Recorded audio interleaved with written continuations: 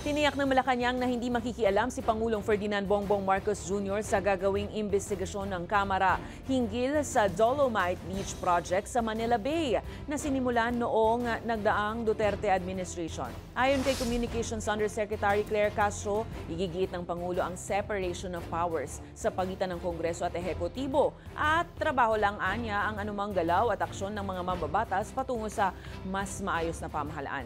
Nauna nang inihain ng House Committee on Public Accounts ang unang pagdinig sa November 17 para talakayin ang status at kahalagahan ng proyekto batay sa Manila Bay Sustainable Development Master Plan at sa Supreme Court mandamos para sa rehabilitasyon ng Manila Bay.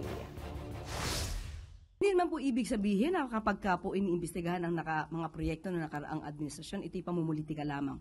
Ibig po man sabihin kapag pinaiimbestigahan ang nakaraan proyekto na naganap o nagawa ng nakaraang administrasyon, dapat hindi na ito paimbestigahan dahil otherwise it will be considered as politicizing.